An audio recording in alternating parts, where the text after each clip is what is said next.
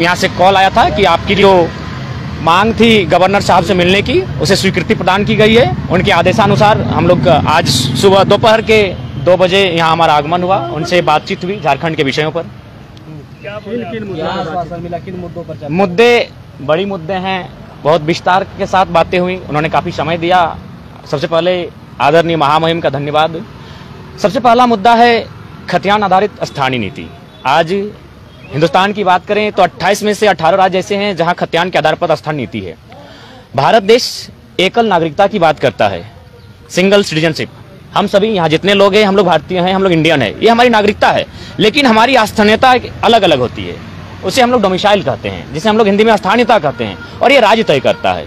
देश नागरिकता तय करती है, लेकिन राज्य स्थानीयता तय करती है। तो हम लोग वही मांग करने आए थे कि झारखंड के स्थानीय कौन है। 22 वर्षों में आज तक नियम नहीं बन पाया है, 22 वर्षों में आज तक कानून नहीं बन पाया है, विधेयक नहीं बन पाया है कि आखिर झारखंड में झारखंडी कौन है, कौन है, यहाँ के डोमिसाइल किनके पास होगा, क्या क्राइटेरिया होगा, उनका आधार क्या होगा। यदि नहीं तय होता है तो निस्संदेह आने वाला जो भविष्य होगा वो अंधकारमय होगा झारखंड का। इसके मैं बहुत सारे उदाहरण आपके सामने रख सकता हूँ। कई ऐसे विधानसभाएं हैं, मैं चूंकि रिपोर्ट मेरे पास कागजी नहीं है इसलिए मैं इनडायरेक्ट कहना चाहूंगा, कई विधानसभाएं हैं, दर्जनों विधानसभा ऐसे हैं जहां लाखों अवैध वोटर आईडी हैं। उन्हीं के कारण आज मुख्यमंत्री अगर अपने बयान से पलट रहे हैं तो उनका सबसे पहला कारण है अवैध वोटर आईडी। वे जान रहे हैं उनके पास जो विधायक हैं वे कहीं ना कहीं अवैध वोटर आईडी के दम पर यहाँ पर चुनकर आए हैं, और यह क्या असंवैधानिक मामला है।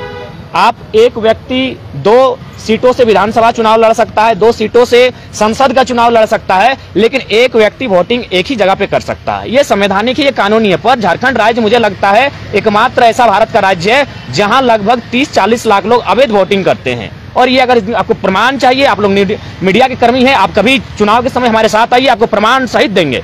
तो ये चीजें जो आने वाले समय आएंगे, अगर राज्य सरकार नियम नहीं बनाती है, दोहरी वोटर आईडी को खारिज नहीं करती है सर्वे करके, तो झारखंड जो मूलवासी आदिवासी है, निसंदेह ये भोले भाले लोग हैं, ये आने वाले फ्यूचर चले जाएंगे। और हमने भी पढ़ा है इतिहास को, हमने पढ़ा है मंडेला के इतिहास को, हमने मार्टिन किंग लूथर को पढ़ा है कि किस प्रकार वहीं के लोगों ने उनका शोषण किया था। तो निसंदेह झारखंड का शोषण लगातार जो विकसित राज्य हैं वहां के लोग लगातार करते आ रहे हैं। इसका प्रमाण है, आप टाटा में जाइए, HEC में जाइए, आप सेल में जाइए, सिंदरी प्लांट में जाइए, जहां भी आपको जाना है स्थानीय लोग नग्न मिलेंगे। स्थानीय लोग कहां मिलेंगे? गुजरात में मिलेंगे, महाराष्ट्र में मिलेंगे, कई तो विदेश जाने लगे हैं। और ये हम नहीं, सरकारी आंकड़े कह रहे हैं 12 लाख कोरोना काल में मजदूर झारखंड वापस आते हैं। तो जब झारखंड 40% खनिज अकेले देने वाला राज्य, वहां के लोग अगर पलायन करेंगे तो मैं नहीं कहता हूं, भारत संवैधानिक देश है, किसी को रोजी रोटी करने के लिए आने के लिए मनाही नहीं।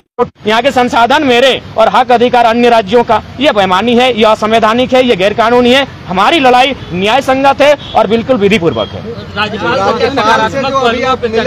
बिल्कुल, राज्यपाल महोदय ने भी कहा कि झारखंड निसंदेह, जो झारखंड की अलग राज्य के बाद जो सबसे बड़ी समस्या है वह है स्थानीयता। राज्यपाल महोदय भी हमारे दुख से, हमारे दर्द से वाकिफ हैं कि स्थानीय निवासियों को लगातार चला जा रहा है। उन्होंने भी कहा कि मेरा जो रोल है, मेरा जो स्तर है, मेरी जो शक्तियां हैं उसका प्रयोग करते हैं मैं विधायिका को, मुख्यमंत्री महोदय को यह संदेश, आपका जो चिट्ठी है उसे प्रेषित करने का काम करूंगा। और उनसे मैं कहूंगा कि हित में, जो झारखंड का हित हो, झारखंडियों का भला हो, कल्याण हो, उसके हित में कानून बनाए जाए। राम जी, चूंकि आप एक दूसरा आज मामला उठाए हैं अभी राज्यपाल से मुलाकात में, 40 लाख मतदाता जो कि जिसको आप फर्जी बता रहे हैं, कोई डाटा है आपके पास? और राज्यपाल से मुलाकात में आपने कोई फैक्ट पेश किया है उनके समक्ष?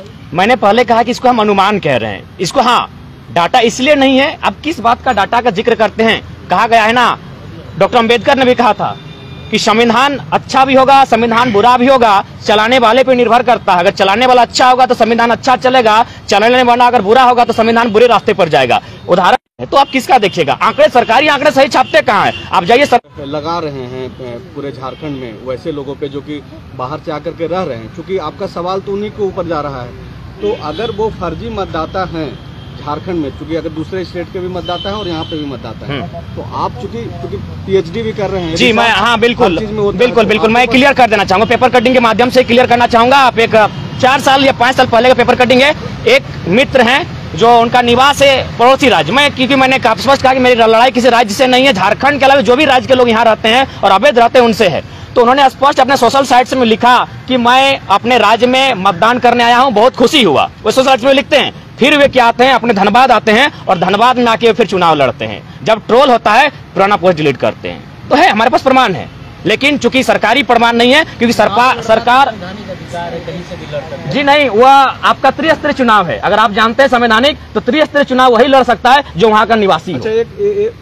विधानसभा और लोकसभा कोई कहीं भी लड़ सकता है, त्रिस्तरीय चुनाव कोई कहीं भी नहीं लड़ सकता है। आपको जानकारी होनी चाहिए। स्थानीय नीति का क्या आप यहाँ पे मांगते? स्थानीय नीति खतियान के आधार पे बने, वो 1932 हो, क्या हो, कानूनी समीक्षा हो, कानूनी समीक्षा हो, मुख्य केंद्र बिंदु 1932 को माना जाए, कानूनी समीक्षा हो, आयोग गठन हो, सरकार उस पर निर्णय करे, चर्चा करे, परिचर्चा करे। आप बोल रहे हैं, एक एक करके आप जो बोल रहे हैं जयराम जी कि कानूनी समीक्षा हो, आप ही की बात को मुख्यमंत्री ने सदन में कहा कि हम लोग कानूनी समीक्षा कर रहे हैं और इसको पढ़ लिख रहे हैं। तो जब मुख्यमंत्री की ही बातों को आप दोहरा रहे हैं, तो फिर अब राज्यपाल से मिलने की क्या जरूरत है? राज्यपाल से मिलने की आवश्यकता इसलिए है कि राज्यपाल, केवल राज्यपाल ही नहीं, इनके पास एक संवैधानिक दायित्व है। ये चांसलर होते हैं, ये पढ़े लिखे व्यक्ति होते हैं। विधानसभा के लिए कोई नियम नहीं है कि व्यक्ति पढ़ा लिखा हो कि नहीं हो, वह व्यक्ति, उसके लिए क्राइटेरिया नहीं है। राज्यपाल का एक अलग क्राइटेरिया है, ये समझेंगे, भी राज्यपाल बने हैं, ये समझेंगे, पता होगा, ये चांसलर लोग हैं, ये एकेडमिक पर्सन होते हैं, मुख्यतः एक दो अपवाद हो सकता है, तो ये समझेंगे हमारी भावनाओं को। और चूंकि मुख्यमंत्री ने बयान आपके सदन के भीतर दिया है कि हम लोग अगर विधेयक बनाएंगे तो न्यायपालिका उसे खारिज कर देगी। पहला काम विधेयिका का होता है, आप विधेयक बना तो लीजिए, नियम बना तो लीजिए, बना नहीं है। हमारी भाषा में कहा जाता है कि मरने से पहले भूत बनना, तो वही हाल मुख्यमंत्री का है। हमने देखा मुख्यमंत्री, हम लोग तो पहली बार मुख्यमंत्री से ही मिलने गए थे, राज्यपाल से मिलने गए थे, हम तो विधानसभा गए थे। जब वहां से सकारात्मक पहल नहीं मिला, हम लोग राजभवन की ओर आए, हम राज्यपाल से मिलने आए। जयराम जी, अलग अलग जिलों पे अलग अलग सर्वे शेड्यूल है, आप समय मांगे हैं मुख्यमंत्री के? जी हाँ, उनके पास भी शेड्यूल गया है, मुख्यमंत्री से मिलने की बातें हुई, लेकिन मुख्यमंत्री फिलहाल सत्ता का आनंद ले रहे हैं, फिलहाल क्रिकेट का मैच खेल रहे हैं, उन्हें जनता की सुख सुविधा से शायद वास्ता नहीं लग रहा है। जयराम जी, 1932 बहुत जिलों में 85 है सर्वे, अलग अलग जिलों पे अलग अलग समय पे हुआ, तो कैसे को रिलेट करेंगे? सारा चीज रिलेटेड हो सकता है। एक बात बताइए, जब झारखंड के लोग ही अपना हक अधिकार मांगते हैं तो इतना आनंद फानन क्यों होता है? सभी राज्यों का अपना पहचान है, तब कोई आनंद फानन नहीं होता है। सभी राज्य के लोग जी खा रहे हैं, कोई आनंद फानन नहीं होता है। जब झारखंड के लोग ही अपना अधिकार मांगते हैं तो आनंद फानन क्यों? आज एक बात बताइए, 1900 आप 2000, बहुत से लोग कहते हैं कि 2000 को कटअप माना जाए। एक बात बताइए, 2000 को कटअप कैसे माना जा सकता है? झारखंड एक औद्योगिक क्षेत्र रहा है, यहाँ के लोगों का आगमन, कोयला का जैसे ही उदय हुआ, लोगों का आना जाना शुरू हो गया, वे लोग यहाँ रहने बसने लगे। अगर आप 2000 को कटअप मानते हैं तो इससे क्या होगा? जो यहाँ के मूलवासी है, जिनका यहाँ के सिवा कुछ नहीं, उनके साथ नाइंसाफी होगी। इसलिए 2000 को, उस दिन को कटअप नहीं माना जा सकता। अच्छा ठीक है, अगर आप उसको कटअप मानते हैं तो एक बात बताइए, उसमें तो लोग फंस जाएंगे जो लोग उस 2000 को कटअप मानने कह रहे हैं, क्योंकि जिस समय 2000 में झारखंड अलग हुआ, अगर एक भाई धनबाद में था तो दूसरा भाई जम्मू में था, आप क्या कीजिएगा? उस समय क्या कीजिएगा? अगर पति धनबाद में था तो पत्नी भी आपका अलग राज्य में थी, उसको कटअप माना जाए? पॉसिबल है? नहीं है। वे कमाने के लिए आए हैं। उसके बाद भी उन क्षेत्रों में आप निवास कर सकते हैं जो सीएनटी में नहीं आता है, जो एसपीटी में नहीं आता है, जो 9वीं अनुसूची में नहीं आता है, वहां आप निवास कीजिए। अगर आप 9वीं अनुसूची का उल्लंघन करते हैं, सीएनटी को वायलेंट करते हैं, एसपीटी को तोड़ते हैं, तो हम तो गुनहगार नहीं है, असंवैधानिक तो आप हैं जो लोग इस कार्य को कर रहे हैं।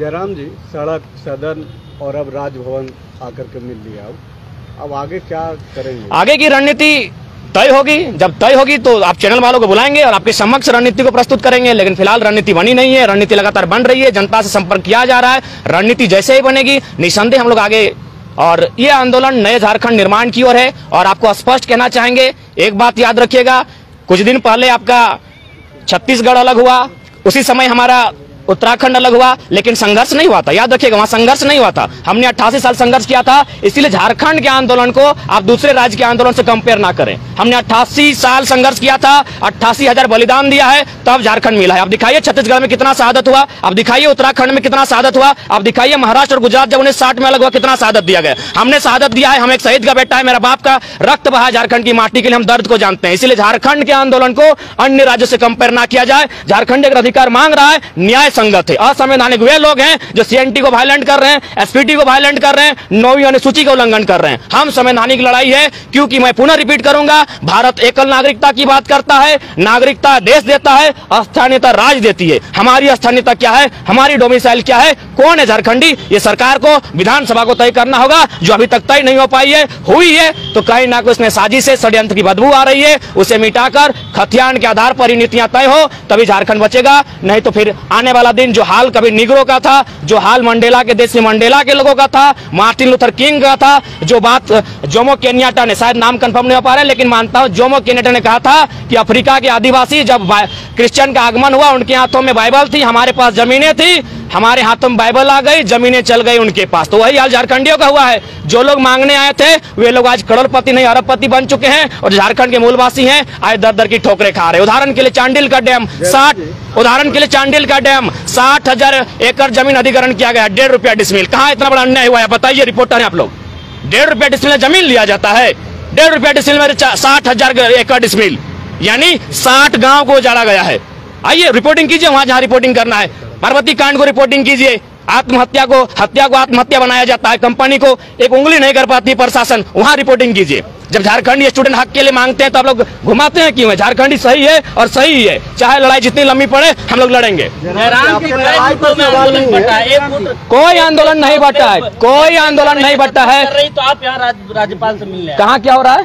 स्टेट गेस्ट हाउस में कई आंदोलनकारी बैठकें कर रही हैं। देखिए एक बात पहला आपको तय करना होगा, हमारी जो टीम है एक जगह सब नहीं आ सकते हैं। कोई गोड्डा में रहता है, कोई कोल्हान में रहता है, पॉसिबल है। हम लोग छात्र हैं पढ़ने वाले, हमारा जिम्मा है गोड्डा वाले गोड्डा में जगह है, संथाल परगना वाले दुमका वाले दुमका में आंदोलन करें। राज्य में हर जगह आंदोलन होना चाहिए। जब समय आएगा सब एक मंच पर दिखेंगे, दिग्भ्रमित करने का प्रयास ना किया जाए। ये झारखंड खतियानी की लड़ाई है, सब खतियानी एक मंच पर है। जयराम जी, आपके आंदोलन पर सवाल नहीं है, आंदोलन आपका हक है, आप कर भी सकते हैं। अभी आप जो एक बात बोले, एक सेकंड पहले साहब बोलिए, आपका सवाल क्या था? जी का जो बयान आया है उसको किस तरीके से, क्या बयान था उनका जरा बताइए। कोर्ट में वापस आ जाएगा। ठीक है, आप खतियान आधारित स्थान नीति बनाइए और नियोजन नीति में एक लाइन लिखिए कि जो झारखंडी है वही लोग इसको दावा कर सकते हैं। और दावा किस आधार पे करेंगे? आवासीय स्थानीय के आधार पे करेंगे, बात खत्म हो जाएगी। अरे 2 लाइन तो नियोजन नीति में जोड़ना ही है। आपका सवाल? एक सवाल आपने बोला कि आदिवासियों के हाथ में दूसरे प्रदेशों में जो है बाइबल थमा दिया गया। दूसरे प्रदेश नहीं, गलत सुना आपने, केन्या का बात कहा है। आप लोग दिग्भ्रमित ना करें। सुनिए ना, आपको कोई दिग्भ्रमित नहीं कर रहा है जयराम जी। नहीं, आप मीडिया वाले हैं, आप लोग गलत क्यों कह रहे हैं? हम दूसरा प्रदेश का बात हमने नहीं कहा है। केन्या को, हाँ केन्या को मैंने कहा, लेकिन अब झारखंड में भी ये चीजें देखने को मिल रही है। आप जो केन्या